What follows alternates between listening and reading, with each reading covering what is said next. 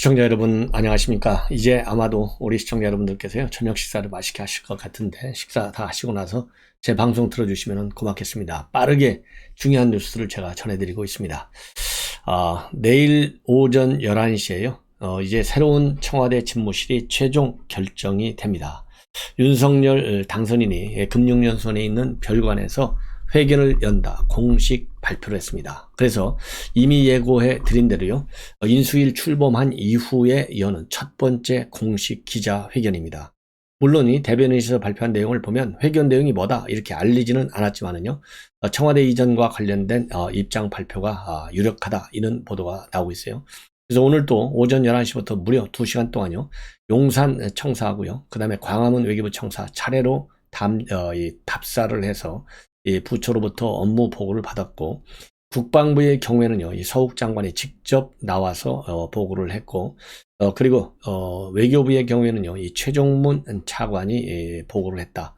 이것만 보더라도 좀 다른 것 같아요. 왜냐하면 정의용 장관은 이 안보 실장을 쭉 하다가 외교부 장관에 왔잖아요. 그러니까 문 대통령의 측근 중에 측근, 아주 최측근 5년 내내 거기에 비해서 이 서욱 장관의 경우에는 조금은 좀 좀 다르지 않나 이런 생각이 들어요. 그래서 제가 보기에는요 이 정의용 장관이 안 한 거 이거 굉장히 유감스러운 측면이 없지 않아 있다 이런 생각이 들고, 그리고 또 하나 이 장관, 외교부에서 장관 안 하고 최종문 차관이 나왔다는 얘기는 다시 돌려서 얘기하면 외교부보다는 국방부 청사 쪽에 더 방점이 찍혀 있는 것 아니겠느냐, 이렇게 제가 보니까요 해석이 될 수 있는 대목이다 이렇게 보여집니다. 그래서 윤석열 당선인이 두 군데 장단점을 꼼꼼히 질문을 했고, 그리고 윤석열 당선인이요 국민에 더 가까이 가는 능력 있고 유능한 정부를 위한 선택을 위해서 각계 여론을 수렴 중에 있다. 국민 한 분 한 분의 의견을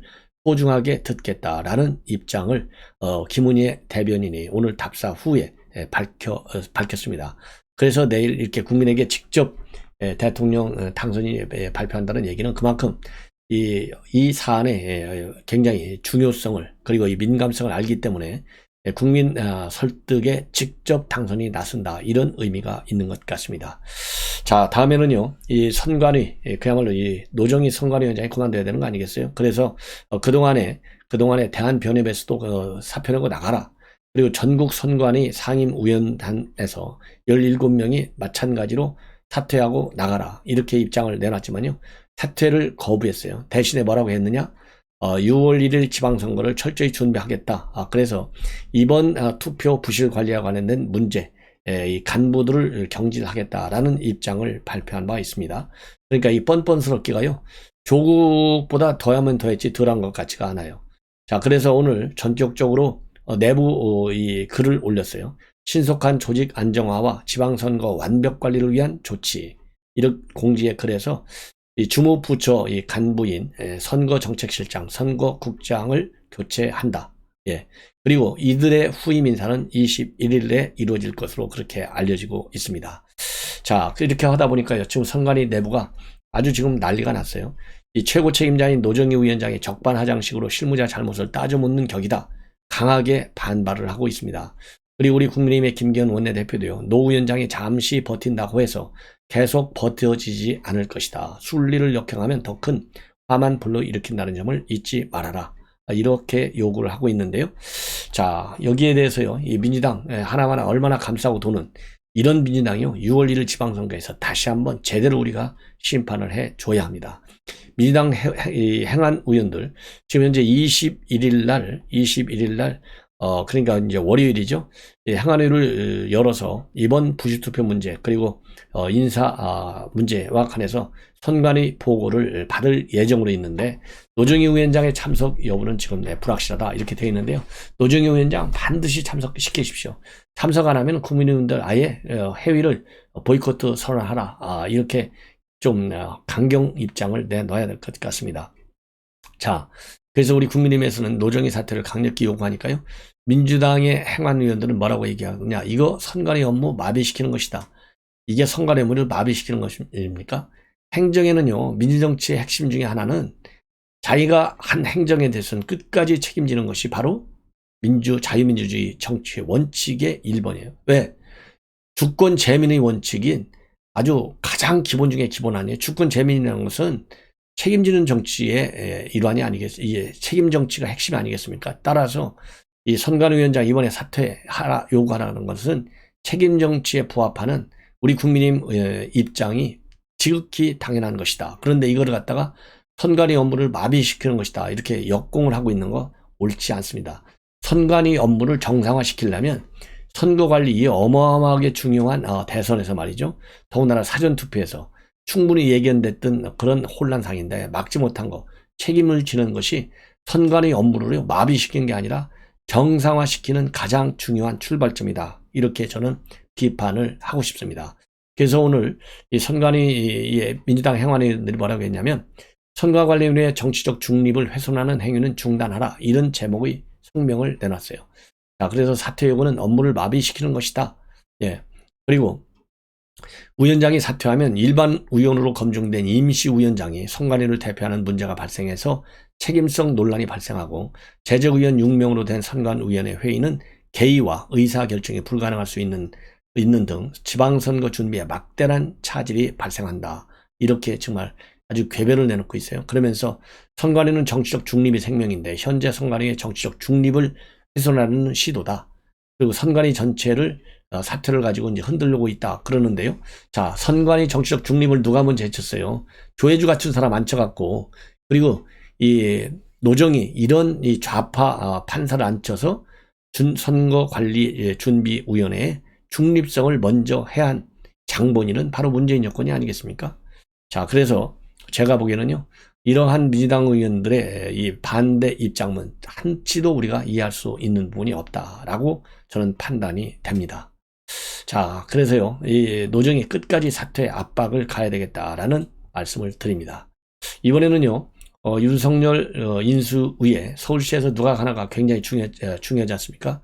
왜냐하면요, 지금 윤석열 당선인의 부동산 공약은요, 서울시 공약과 일맥상통하고 있습니다. 그러니까 공급을 대대적으로 늘려서 풀지 않으면 부동산 문제를 해결할 수 없다는 데서부터 출발해요.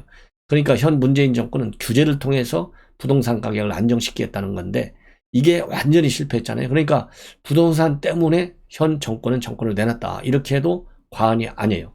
그러니까 지금 민주당에서 잠정적으로 1가구 1주택 이 부동산 보유세라든가 기본 세금 2년 전 기준으로 동결시키자 이런 안을 지금 검토하고 있다는 거 아니에요?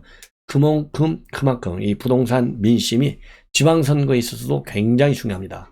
자, 그러려면 역으로 우리 국민의힘에서는 이러한 부동산의 불만을 달랠 수 있는 제도적 보완이 필요하지 않습니까? 그래서 서울시 부동산 정책 담당자 과연 누가 서울시에서 인수위에 파견되는가 관심했는데요. 지금 동아일보 보도를 보면 인수위에 파견될 이 고위 간부는요, 주택정책실장 김성보 실장이 유력하다. 그리고 실무 차원에서는 과장급 공무원 한두 명 정도가 따라갈 것이다. 이렇게 지금 보도가 되고 있습니다. 그러면 이 김성보 실장은 어떤 사람이냐? 이 사람은요, 서울시에서 도시계획이라든가 주택 관련 전문가로 꼽히는 인물이고 서울시에서 도시정비과장도 했고 공공재생과장, 그 다음에 주거사업기획관, 주택기획관, 주택건축 본부장 이런 주요 주택 관련 보직을 역임한 바 있어요. 이걸만 보더라도 상당히 유능한 인물이다 이렇게 생각이 듭니다. 그리고 김 실장은요, 2020년 정부가 내온 8.4 부동산 대책 이때 협의할 때 나가가지고 서울시의 주택가격 안정화를 위해서는 재건축 규제 완화가 필요하다 이런 목소리를 냈고, 그리고 8.4 부동산 대책 발표 당시에 공공이 직접 참여하는 공공 재건축에 대해서는 서울시가 별로 찬성하지 않는 방식이다 라면서 공개적으로 반대 입장도 밝혔습니다. 자, 그렇기 때문에 이번에 인수위에 들어가면요, 이미 윤석열 당선인이 발표한 바 있는 부동산 집값 상승 억제를 위한 공급 확대 방안 쪽으로 이 정책 조율을 할 가능성이 상당히 커져 보입니다. 그리고 오 시장도요, 이 취임한 이후에 여러 가지 이제 부동산 정책, 이 부동산 시장을 안정화시키기 위한 대책을 내놓고 있는데 주로 이제 공급 활성화 쪽에 방점이 맞춰 있어요. 그래서 신속 통합기획, 모아주택, 35층 룰 해제 이런 이 공급 확대 정책에 상당히 뭐라 그럴까요? 집중하고 있는데, 그러면서도 재건축 안전진단 기준 완화, 그리고 공시가격 현실화 이런 문제도 이 오 시장이 내놓고 있는 대책 중에 하나입니다. 그리고 윤석열 당선인과는요, 이미 작년 12월에 신속통합계획 사업지인 미아동 재건축 현장을 방문해서 이거 민간 주도로 주택 공급이 많아야 되겠다, 이러한 입장을 낸 바 있고요. 그리고 이제 대선에서 승리해서 오세훈 시장을 팍팍 밀어드리겠다, 이런 또 약속을 해서 이 부동산 문제와 관련해서 서울시와 그리고 윤석열 정부의 정책 공조 의사를 충분히 밝힌 바 있어요. 자, 그래서 이번에 서울시에서 말이죠, 이 김성보 실장이 가면 그야말로 주택정책에 대한 공조가 굉장히 강화되지 않겠느냐, 이런 판단이 듭니다. 이제 마지막으로요, 이 동아일보에서 상당히 이 하위 랭킹에 올라와 있는 인기 칼럼입니다. 윤석열 정부 성공을 위해서는 5가지 유념을 해야 된다. 그래야 문재인 정권의 전철을 밟지 않는다. 그래서 김수민 씨의 이 뭐라 그럴까요? 이 칼럼이 실려 있어요. 이런 칼럼이 나온 이유 중에 하나는 윤석열 정부가 이 국정수행을 잘할 것이냐 못할 것이냐, 이런 전망과 관련해서 이 기대치가 굉장히 낮아요. 이 긍정평가가 52.7이고 부정이 41.2인데 이거를 역대 정부하고 비교해보면 수치가 상당히 낮다. 아마도 이런데 착안을 해서 지금 현재 윤석열 정부의 성공을 위해서는 5가지 조심하라, 이런 입장을 내놓은 것 같습니다. 참고적으로 이 리얼미터가 조사한 건데, 미디어 헤럴드 의뢰로 지난 3월 10일, 11일 이틀간 조사한 거예요. 이걸 보면 잘할 거야, 출범할 때 이명박 정부가 제일 높아요. 79.3. 그 다음에 문재인 정부가 높았어요. 74.8. 그리고 박근혜 정부가 64.4인데 현 윤석열 정부는 52.7. 대신에 부정평가가 또 굉장히 높습니다. 윤석열 정부는 41.2, 박근혜 정부가 27.2, 그 다음 세 번째가 이명박 13.9. 맨 부정적인 전망이 낮은 게 10.6이에요. 그런데 여기서 뭘 얻을 수 있느냐? 부정평가가 이렇게 10.6밖에 안 됐는데 5년 만에 정권을 내줄 정도로 국정에 실패했어요. 그렇기 때문에 이 여론조사라고 하는 것이 대단한 의미 있는 그런 거는 아닐지언정 우리가 하나의 참고 사항은 충분히 될 수 있다. 그런 점에서 이러한 여론조사 수치를 인수에서도요, 한번 잘 챙겨볼 필요가 있지 않나, 이런 생각이 들고, 그런 취지에서 제가 이 김수민 씨가 동아일보에 정례 칼럼을 쓰고 있습니다. 시사평론가. 이 주간동아에 싣고 있는데, 그래서 이 동아일보 주간동학 기사를 동아일보가 온라인으로 옮겨 싣고 있어요. 그래서 5가지가 뭐냐? 이 핵심은 뭐냐? 윤석열 정부에 반대하는 세력을 키우지 말라, 이겁니다. 윤석열 정부에 반대하는 세력이 콘크리트화 되지 않도록 하는 거. 그래야 문재인 정부의 전철을 밟지 않는다. 그래야 윤석열 정부가 성공한다. 이걸로 되어 있어요. 첫 번째가 인식을 바꿔라.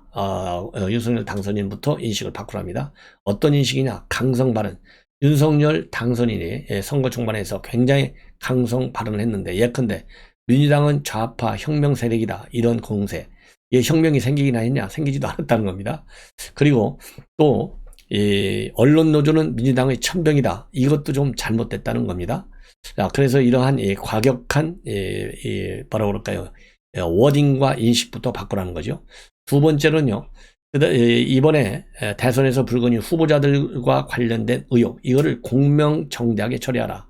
그래서 자기 가족도 예가 아니다, 이런 약속, 이거를 제대로 지켜라. 그래서 당선인은 이해 관계자이고 대통령이 되면 장관 특별검사에 대한 임명권을 가지는데, 이전 정부에서 김호수 총장 임명된 임기를 존중하라, 이렇게 김수민 씨는 지적을 하고 있습니다.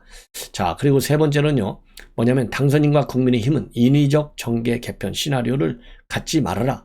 그래서 민주당을 갈라쳐서 일부를 빼올 생각은 하지 말라는 그런 의미다라고 부연 설명을 하고 있어요. 그래봤자 여대 야소로 전국을 뒤집기는 어차피 어려운 것 아니냐. 그리고 차라리 그럴 바에는요, 상대편이 분화되기를 바란다면 차라리 선거 제도를 개혁하라, 이렇게 대안을 제시하고 있습니다. 그리고 이제 네 번째로는요, 당선인과 국민의힘은 원외 인사 견해를 경청하라, 이렇게 주장하고 있네요.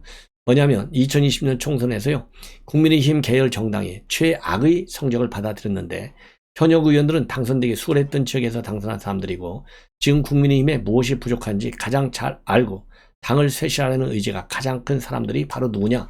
원외 당협위원장이라는 겁니다. 그래서 이 원외 인사들 견해를 존중하라, 이렇게 되어 있고요. 마지막으로 5번째가 뭐냐면 2030 세대를 정확히 읽으라는 겁니다. 출구조사 결과를 보면 50대 지지율에서 뒤쳤음에도 불구하고 승리할 수 있는 원인 중에 하나는 바로 2030 세대에서 지지를 좀 받았다는 겁니다. 신승. 그래서 2030의 상당수는 한때 MB정부, 박근혜 정부를 강력히 반대했는데 민주당 정권에서 생활이 곤란하고 먹고 살기 힘들어지고 부동산 가격 올라오면서 표심이 바뀌었다는 겁니다. 그래서 새 정부도 잘못하면 이들의 반감을 살 것이다. 특히 젠더 갈등에 묻혀서 이번 대선에서 조명받지 못한 저소득층, 블루칼라, 비수도권 청년에게 관심을 가져라 이렇게 지적을 하고 있습니다. 자, 그래서요 윤석열 후보를 당선인을 챙기는 인수위에서 이러한 이 칼럼 하나도 이렇게 가볍게 보지 말고 귀담아 들어라 이런 취지에서 제가 방송을 해드렸습니다. 시청자 여러분, 이것으로 방송을 마무리하고 저녁 식사 후에 또 여러분들 걸 찾아가도록 하겠습니다.